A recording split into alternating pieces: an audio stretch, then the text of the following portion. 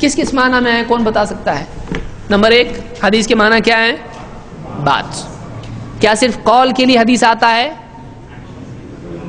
عمل کے لیے بھی. مثلا کہاں آیا ہے عملی زندگی کے اعتبار سے؟ قیامت کے دن وَلَا يَكْتُمُونَ اللَّهَ حَدِيثًا، وہ کوئی بات چھپا نہیں پائیں گے آخرت میں. یعنی اپنی زندگی کی کوئی بھی بات جو بھی کہا ہے، جو بھی کیا ہے، سارے اعمال حدیث کے زمرے میں، ضمن میں آ جاتے ہیں. اور کیا معنی میں آتا ہے حدیث کا لفظ؟ مستقبل کی خبر کے لیے. یعنی مثلا کون سی آیت ہے اس کے لیے؟ هل اتاک حدیث الغاشیہ. اور ماضی کا قصہ جیسے هل اتاک حدیث موسیٰ، موسیٰ کا واقعہ تم تک آیا کیا؟ کیا حدیث جھوٹی ہو سکتی ہے؟ ما کان حدیثا یفترا، یفترا جھوٹا گھڑا ہوا. یہ گھڑی ہوئی حدیث نہیں ہے. اللہ نے کہا معلوم ہوا کہ گھڑی ہوئی حدیثیں بھی ہو سکتی ہیں، ہو سکتی ہیں.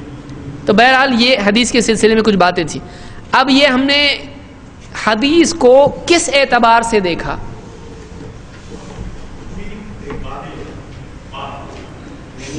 بات کے اعتبار سے. وہ تو میننگ ہے اس کا. اعتبار کیا ہے اس کا؟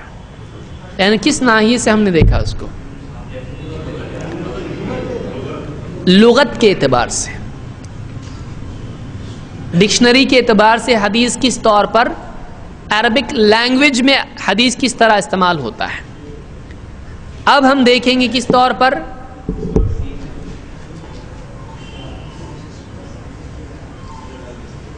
اصطلاح.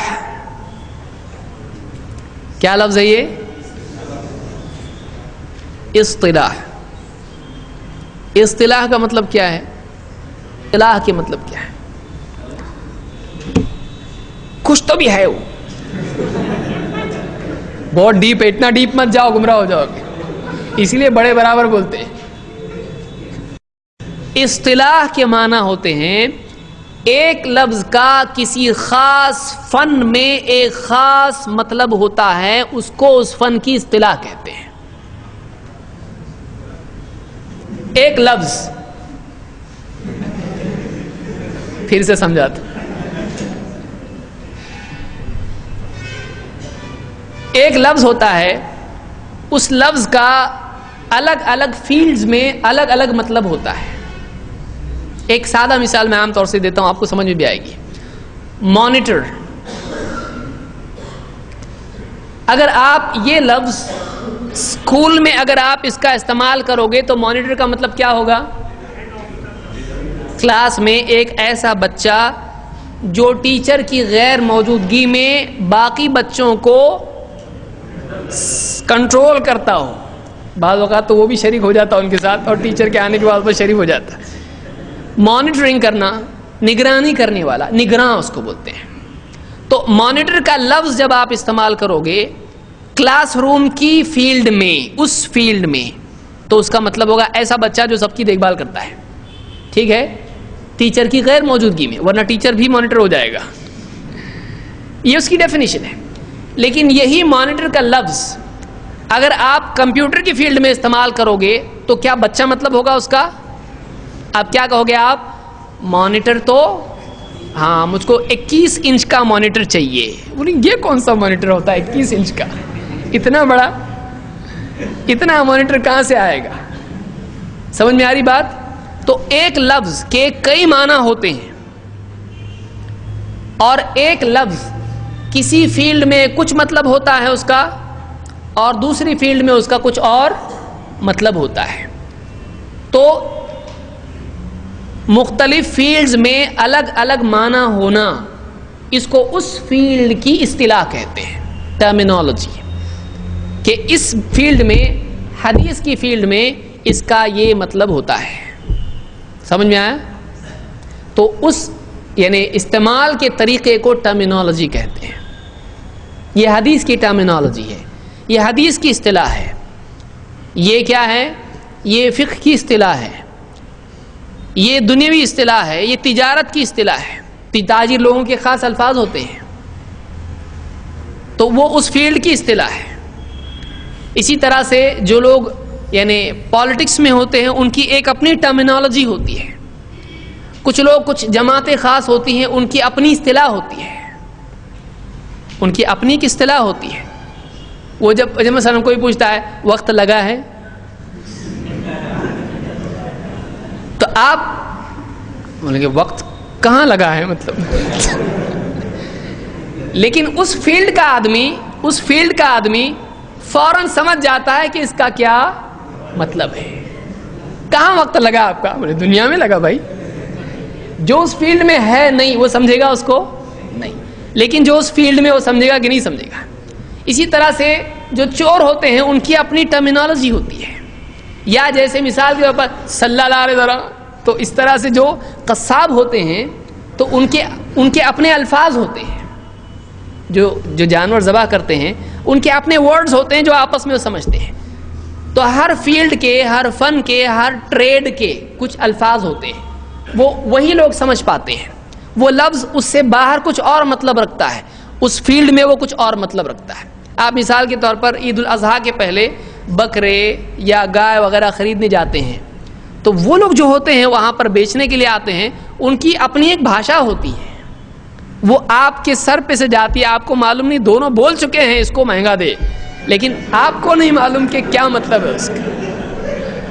اس نے بولا, اس نے سنا, لیکن آپ کو نہیں معلوم ہے. سمجھ میں آ رہا ہے؟ تو یعنی اصطلاح کا مطلب سمجھ میں آ گیا. ابھی پھر سے میں سمجھاتا ہوں.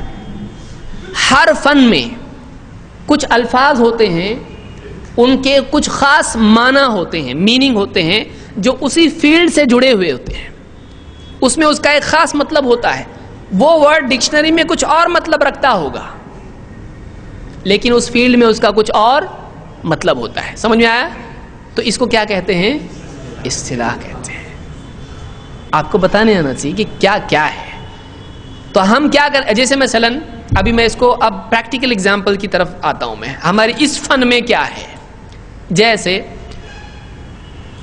حدیث کا لفظ ہم نے دیکھا کس طرح سے استعمال ہوتا ہے. حدیث بات کے لیے آتا ہے, لیکن جب ہم کہتے ہیں کہ حدیث ہے تو کوئی آدمی اپنے چاچا کی کوئی بات سنا دے آپ کو, اس بارے میں کوئی حدیث ہے کہ نماز کے بارے میں, تو حدیث ڈکشنری میں بات کے لیے استعمال ہوتا ہے, صحیح ہے کہ نہیں ہے؟